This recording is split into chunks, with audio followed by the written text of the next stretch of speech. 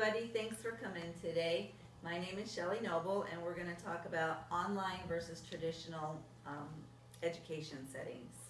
I have some experience in both settings. About 6 years ago, I lived in Arizona, in Prescott, Arizona. I went to Yavapai College for a couple semesters in a traditional campus setting, which worked out really well for me. At the time, I lived in town right down the road. It was very convenient. Then we moved to Hawaii, and I live now in Ocean View, which is a 2-hour drive to the Hilo campus, and I thought I wasn't going to be able to finish my degree. Fortunately, I figured out how online college works, and I'm now in my second semester of online college, so that's going pretty good. So today we're going to talk about some of the pros and cons of each. I've made some visual aids for you here. It's basically a blown-up version of my outline, so you can see what we're going to cover. This is some of the pros and cons, and we're going to talk about the differences in online versus traditional in the social interaction, in the flexibility, and the self-discipline required. Within the United States, 6.7 million students enrolled in at least one online class in the fall of 2011. That's an increase of more than 500,000 from just the previous year. So online classes are definitely growing in popularity. But what's the difference? What are the benefits or the drawbacks of each? That's what we're going to talk about, and we're going to start off with social interaction. Now, online classes, most of the interaction with your peers or your professors is done through discussion boards. We post, and then we reply to each other, or emails, videos, putting things in Dropboxes. That's how most of the online stuff is done. In a traditional campus setting, you have a lot more face-to-face interaction with your peers. You have one-on-one with your professors. You can ask a question spontaneously and get an immediate response. Networking is a lot easier in a traditional setting. You make friends in the class. When I was on campus, I made friends that overflowed into social settings. I went out and did things socially with people that I met. So it's easier to network. You find a lot of people who are taking classes similar to you, have the same kind of interest.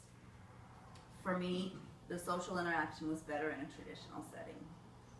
As far as flexibility, the online setting is great for that. You set your own schedule.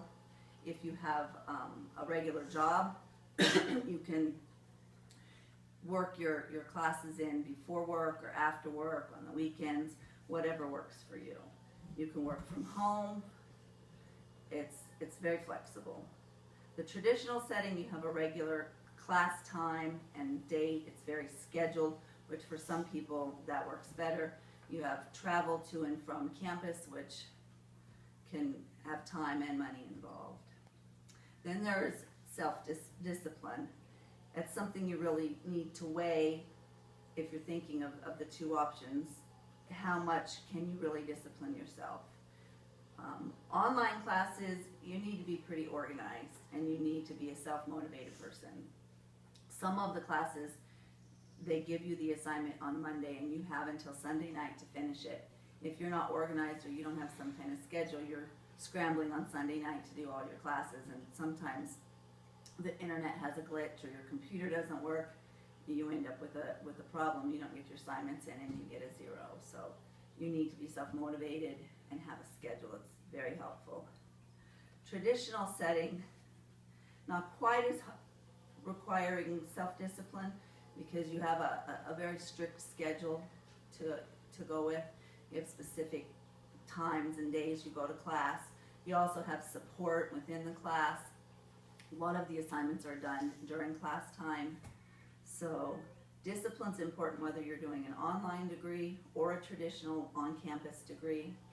There's a University of Louisiana graduate named Anna Hogue, and she found that doing a little bit of both was best for her. She says, and I quote this, she says, being an online college student does require more discipline, but if you have the right technology tools, it can be a very rewarding experience.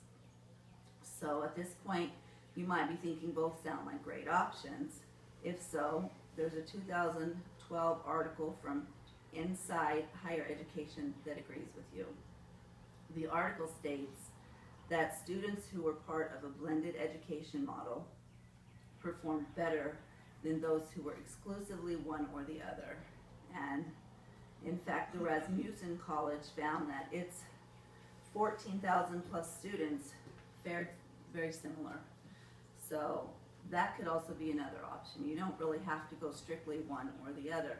Maybe you're not real good at math, so you might want to take math in a traditional campus setting so you have more interaction with your instructor and you get more hands-on teaching. Some of the other classes you might decide work better for you for online. The blended learning is becoming quite popular even with elementary kids. I did an interview for this project with Joe Iacuzo. He's the managing director at the Kau Learning Academy, and they do 3rd grade through 7th grade. They have traditional campus classroom settings, but they also offer what they call blended learning. That's where they have students that kind of do a homeschool type setting, but it's mostly online. They have programs that do their math and all of their language arts through a computer that the school provides, a Chromebook to the kids.